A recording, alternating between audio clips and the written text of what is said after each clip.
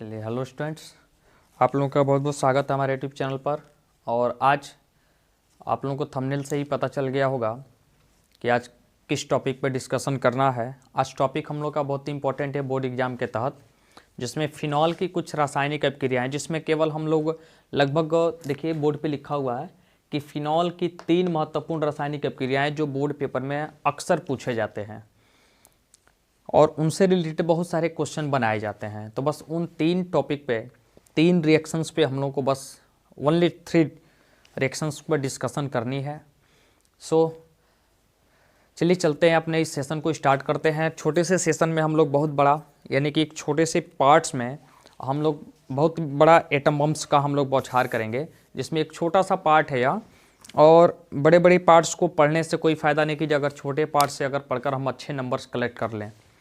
तो चलिए स्टार्ट करते हैं। और इसमें हम लोग पहला टॉपिक पढ़ते हैं कि नाइट्रीकरण। देखिए, अब नाइट्रीकरण करना किसका है, तो हमें फिनॉल का करना है, ये याद रखना है।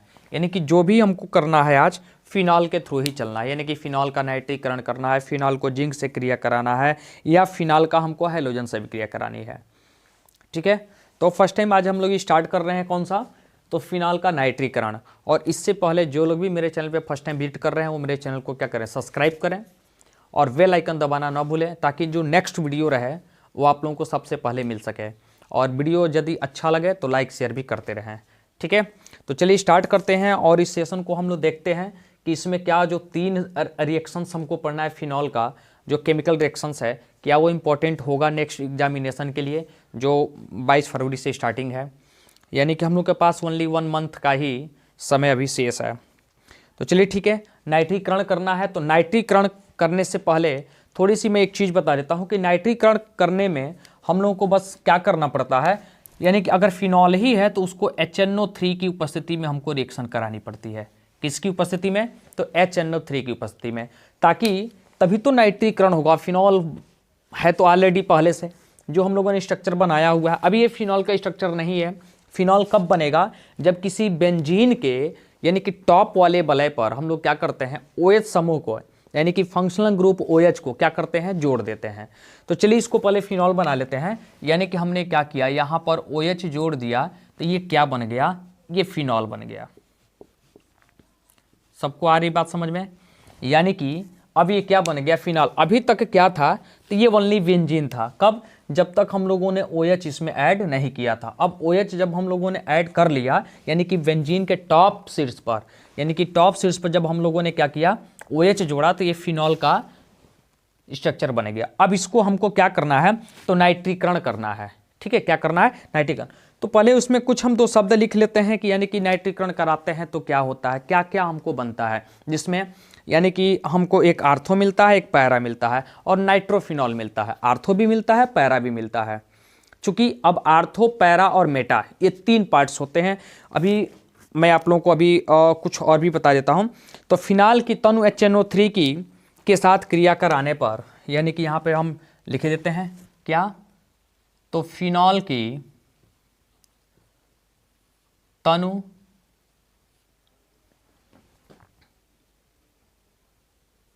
HNO3 के साथ क्रिया कराने पर, देखिए क्या क्या बनता है क्रिया कराने पर, आर्थो व पैरा, क्या, आर्थो व पैरा नाइट्रोफिनॉल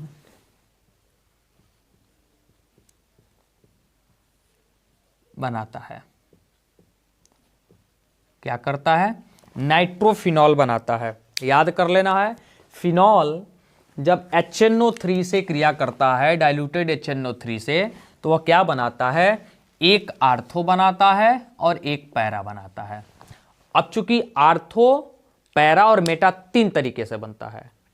जैसे अगर मैं ये कहूं कि अगर वलय ले लिया जाए, जैसे माना सिंपली बस समझने के लिए कि हमने 3 बेंजीन का स्ट्रक्चर लिया। चलिए मान लेते हैं ये बेंजीन है, ऐसे कर कर, ठीक है। आ रही बात समझ में? अब इसको 3 जगह हम जोड़ेंगे और तीनों को टॉप शीर्ष पर हम लोग OH जोड़ देते हैं। क्या करते हैं? टॉप शीर्ष पर OH जोड़ देते हैं। अब आर्थो कब बनता है, मेटा कब बनता है, यानी कि होता 3 है।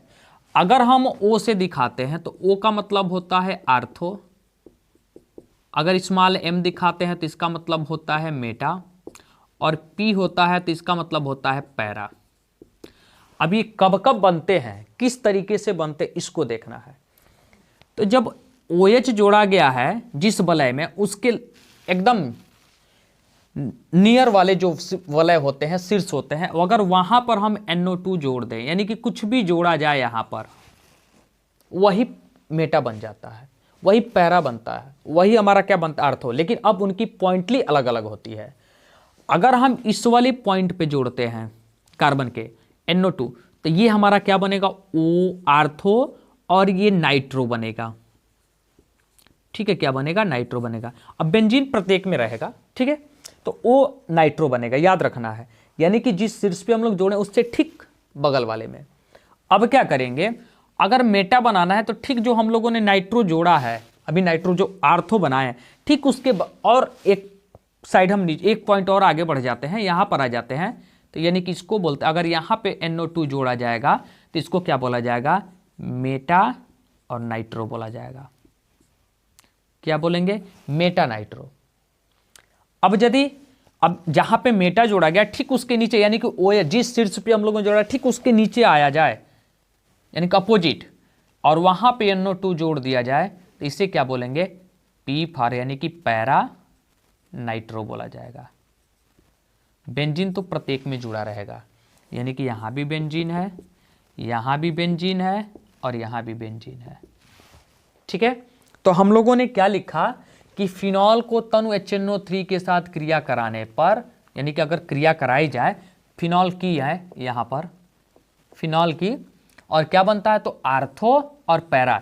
यानी कि ये वाला पार्ट हमारा नहीं बनेगा क्योंकि मेटा का नाम नहीं है, बनेगा क्या, आर्थो और पैरा, और नाइट्रोफिनॉल बनाता है। क्या बनाता है, तो नाइट्रोफिनॉल बनाता है। तो चलिए हम लोग नाइट्रोफिनॉल बना लेते हैं। ठीक है, क्या करते हैं, नाइट्रोफिनॉल हम लोग बना लेते हैं। और जब ये रिएक्शन किया किससे, HNO3 से, ठीक है, तो हमारा क्या बनता है, पहला आर्थो नाइट्रोबेंजीन बनता है। तो इसके लिए हम क्या करेंगे, ऐसा एक बेंजीन बनाएंगे, बेंजीन वलय। ठीक है,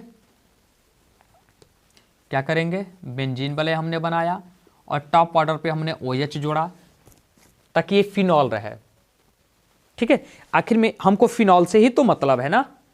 अब देखिए, अब फिनॉल तो ये हमारा बन गया। चलिए हम इसका चाहें तो फिनॉल लिख सकते हैं। क्या लिख सकते हैं, फिनॉल ये बन जाएगा क्योंकि ऑलरेडी बन गया। लेकिन हमको नाइट्रो बनाना है क्योंकि हम लोग निकला आर्थो और पैरा नाइट्रोफिनॉल बनाता है। तो नाइट्रोफिनॉल तो हमारा ऑलरेडी हो गया। अब नाइट्रो, यानी कि अगर आर्थो बनाना है तो हमको इस वाले शीर्ष पर क्या करना है, NO2 को जोड़ देना है। तो ये क्या बन जाएगा, O यानी कि आर्थो, और क्या लिखा जाएगा, नाइट्रो, और ये ऑलरेडी फिनॉल हम लोगों ने लिखा हुआ है कि आर्थो नाइट्रोफिनॉल है। ठीक है, अगर हमको अब पैरा बनाना है तो पैरा के लिए मैंने बताया है ठीक इसकी अपोजिट में आना है, यानी कि ये रहा हमारा फिनॉल का स्ट्रक्चर। ठीक है, थोड़ा सा स्ट्रक्चर इधर उधर हो सकता है टेढ़ा मेढ़ा, और ये फिनॉल बन गया। और हम क्या करेंगे, इस वलय पर हमको NO2 को जोड़ देना है, नाइट्रो को। तो ये बन जाएगा पैरा, और क्या लिखा जाएगा, नाइट्रो और फिनॉल। आई बात समझ में। तो ये हमारा नाइट्रीकरण में फिनॉल का एक छोटा सा पार्ट है, जो फिनॉल नाइट्रीकरण कब करता है, जब HNO3 की उपस्थिति में रिएक्शन करता है तो क्या बनाता है, आर्थो नाइट्रोफिनॉल बनाता है, और उसके बाद से पैरा नाइट्रोफिनॉल का निर्माण करता है। ठीक है, तो आप इसको नोट करो। तब हम लोग चलते हैं कि जिंक से क्रिया कैसे कराते हैं। ठीक है, चलिए अब जिंक से क्रिया हम लोग इसका देख लेते हैं कि अगर हमने फर्स्ट तो देख लिया, अब थोड़ा एक बार जिंक से क्रिया देख लें कि हम लोगों ने 3 रिएक्शंस की बात की है कि 3 इंपॉर्टेंट रिएक्शन हमको देखना है जो फिनॉल करता है, ठीक है, रासायनिक अभिक्रिया के थ्रू। तो उसमें से हमको 3 रिएक्शंस के बारे में हम लोग को डिस्कशन करना था, जिसमें से एक डिस्कशन हम लोगों ने कर लिया है, किसका, तो नाइट्रीकरण का। अब हम करेंगे किसका, जिंक से क्रिया। चलिए ठीक है, सेकेंड जेडियन से क्रिया, ठीक है। तो जेडियन से क्रिया करने के बाद क्या बनाता है, पहले ये जानिए। यानी कि जब फिनॉल को जिंक चूर्ण के साथ गर्म करते हैं, यानी कि छोटा सा बस बात समझना है, फिनॉल रहेगा और उसको जिंक चूर्ण के साथ हमको क्या करना है, अगर गर्म करते हैं तब हमको एक शुद्ध बेंजीन मिल जाता है। क्या हो जाता है, शुद्ध बेंजीन में अपचयित हो जाता है, ठीक है। तो चलिए हम यहां पे लिख लेते हैं कि जब फिनॉल की किसके साथ, तो जिंक चूर्ण के साथ क्या किया जाता है, गर्म किया जाता है, गर्म किया जाता है, देखना ये किया जाता है, तो फिनॉल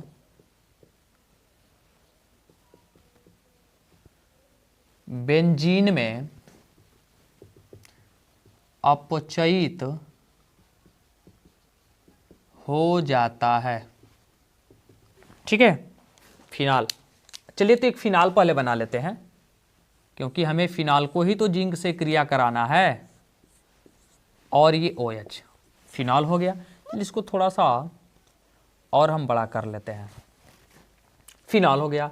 और जिंक चूर्ण के साथ हमें क्रिया कराना है, ठीक है। ये क्या है, तो जिंक चूर्ण है, और इसे क्या करना है, तो गर्म करना है। और ये क्या है हमारा बाबू, तो ये हमारा फिनॉल है, ठीक है, चमकेगा, इस साल का बोर्ड हमारा चमकेगा। अब जब फिनॉल की क्रिया कराते हैं तो देखिए फिनॉल और किसके साथ क्रिया करता है, तो जिंक चूर्ण के साथ, और वो भी क्या किया जाता है, तो गर्म किया जाता है। याद रखना है कि क्या किया जाता है, गर्म किया जाता है। तो जब गर्म किया जाता है तो फिनॉल क्या बन जाता है, तो बेंजीन बनता है, यानी कि C6H6 में क्या हो जाता है, अपचयित हो जाता है, परिवर्तित हो जाता है, कौन, फिनॉल, ठीक है। फिनॉल बदल जाता है किसमें, तो शुद्ध बेंजीन में समझिए कि अपचयित हो जाता है, ठीक है। तो चलिए स्टार्ट करते हैं। अब बस थोड़ा सा बात समझना है, हम क्या करेंगे, जब बेंजीन बनाना है तो बेंजीन का स्ट्रक्चर तो यही है, बन गया बेंजीन।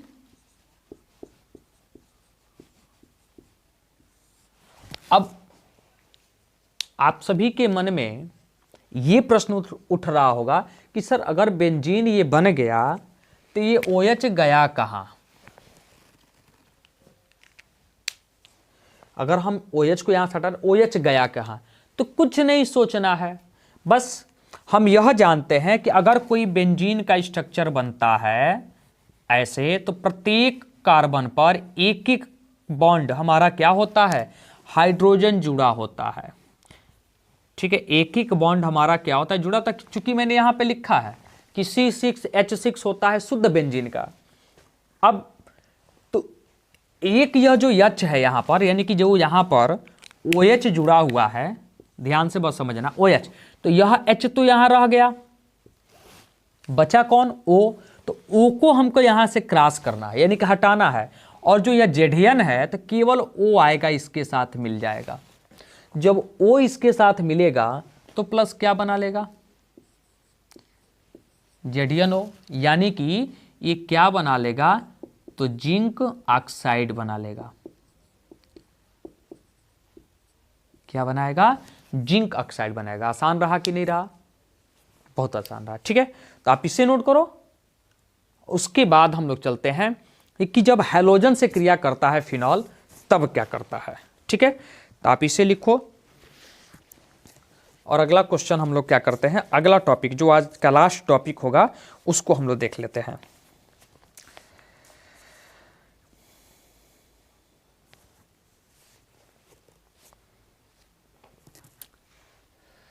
ठीक है, चलिए।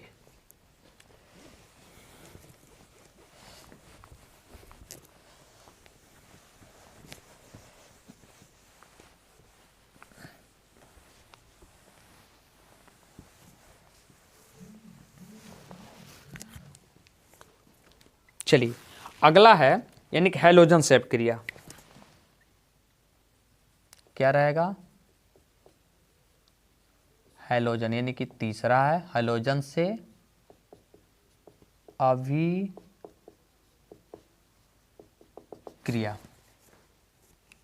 ठीक है, चलिए।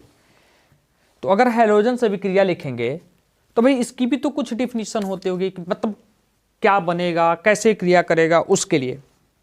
तो फिनॉल का अगर हम ब्रोमीन ले रहे हैं तो ब्रोमीन जल के साथ अगर अभिक्रिया करे यानी कि जल की उपस्थिति में फिनॉल रहेगा और ब्रोमीन रहेगा, और जल की उपस्थिति में अगर क्रिया करे तो क्या बनाएगा, तो 2 4 6 ट्राइब्रोमोफिनॉल बनाता है। 2 4 6 ट्राइब्रोमोफिनॉल का सफेद अवक्षेप क्या मिलता है, हमें सफेद अवक्षेप मिल जाता है। तो चलिए ठीक है, पहले हम क्या करते हैं, लिख लेते हैं कि जब, चलिए रेड से लिखते हैं ताकि डिफिनीशन कुछ अलग दिखे। जब फिनॉल, अब फिनॉल क्या करता है ये भी जानना है, यानी कि जब फिनॉल ब्रोमीन से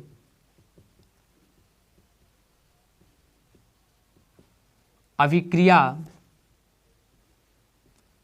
जल यानी कि H2O की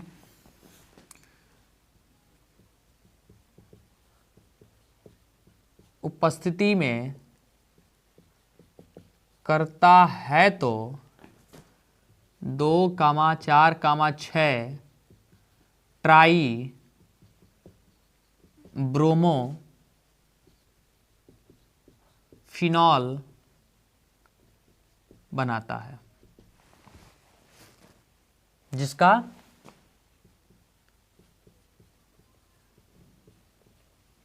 सफेद अवक्षेप प्राप्त होता है। ठीक है, जिसका सफेद अवक्षेप प्राप्त होता है। अब फिनॉल क्रिया करता है किससे, ब्रोमीन से। ठीक है, चलिए ब्रोमीन का फल फिनॉल बनाते हैं। ये रहा हमारा OH और ये रहा हमारा फिनॉल। ठीक है, और किससे क्रिया कराना है, तो हमें क्रिया कराना है Br2 से यानी कि ब्रोमीन से। किससे क्रिया कराई हम लोगों ने, ब्रोमीन से। किसकी क्रिया कराई, तो हम लोगों ने फिनॉल की क्रिया कराई। आई बात समझ में, हम लोगों ने फिनॉल की ब्रोमीन से क्रिया कराई और किसकी उपस्थिति में हम लोगों ने क्रिया कराया, तो H2O यानी कि जल। ठीक है, आ रही बात समझ में। अब ये बात को समझना है कि बनेगा क्या, तो हम लोगों ने लिखा है, क्या लिखा है कि 2 4 6 ट्राइब्रोमोफिनॉल बनेगा। क्या बनेगा, ट्राइब्रोमोफिनॉल। अब ये बात समझना है, और क्रिया कौन कर रहा है, तो फिनॉल किसके साथ, तो ब्रोमीन के साथ, और हमारा उपस्थिति किसकी रहेगी, तो जल की। ठीक है, तो बस ध्यान से पढ़ना। देखिए ये याद रहा तो हम केमिकल रिएक्शन को कभी भी कंप्लीट कर सकते हैं। फिनॉल ब्रोमीन से क्रिया करता है जल की उपस्थिति में, तो वह क्या बनाता है, 2 4 6 ट्राइब्रोमोफिनॉल का निर्माण करता है, और जिसका हमें क्या मिलता है, तो सफेद अवक्षेप मिलता है। ये याद रखना, सफेद अवक्षेप। ठीक है, कैसा अवक्षेप मिलता है, तो सफेद अवक्षेप प्राप्त होता है। तो चलिए ठीक है, हम इस रिएक्शन को हम लोग कंप्लीट करते हैं।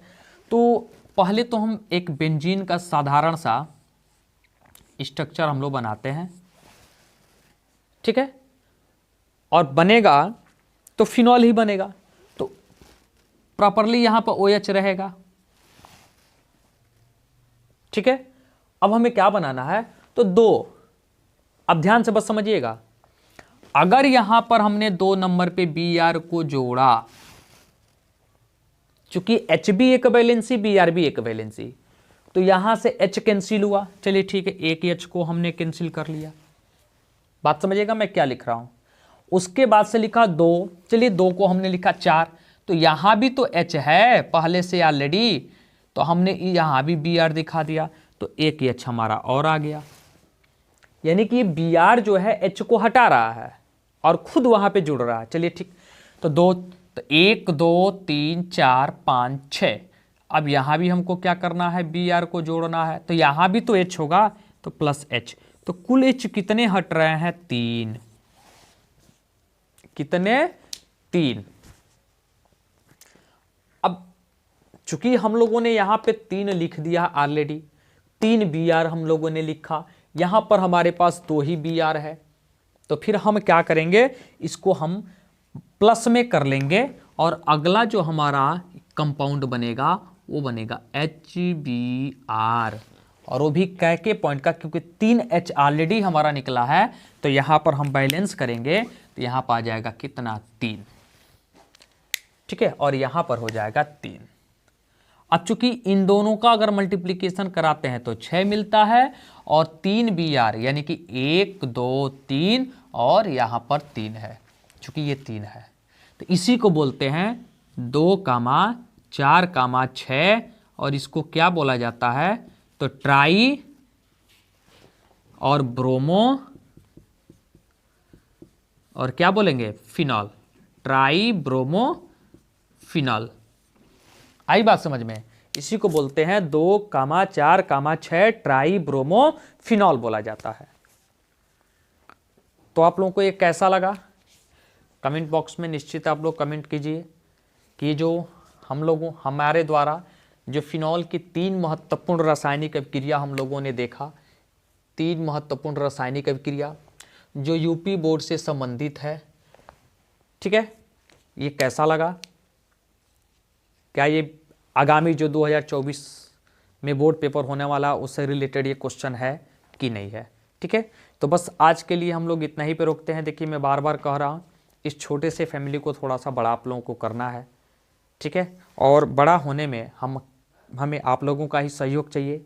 और देखिए आप लोग अगर लाइक और कमेंट करते हैं, शेयर करते हैं, तो इससे हम लोगों को वही मोटिवेशन मिलता है, और हम लोग का जो मोटो अगर आगे बढ़ता है तो हम लोग प्रयास करते हैं कि और से अधिक कंटेंट आप लोगों को क्या कर सके, प्रोवाइड कर सकें, जो हमारे नेक्स्ट एग्जामिनेशन 2024 में फरवरी में होना है, उसमें आप लोग इसके द्वारा यानी कि मेरे द्वारा अच्छे से अच्छे मार्क्स ऑब्टेन कर सकें। ठीक है, तो चलिए थैंक यू, आप लोगों ने इतना प्रेम से हमारे वीडियो को देखा और शेयर भी किया, लाइक भी किया, तो इसके लिए दिल से मैं कह रहा हूँ बहुत बहुत धन्यवाद। Thanks for watching my video. Thank you.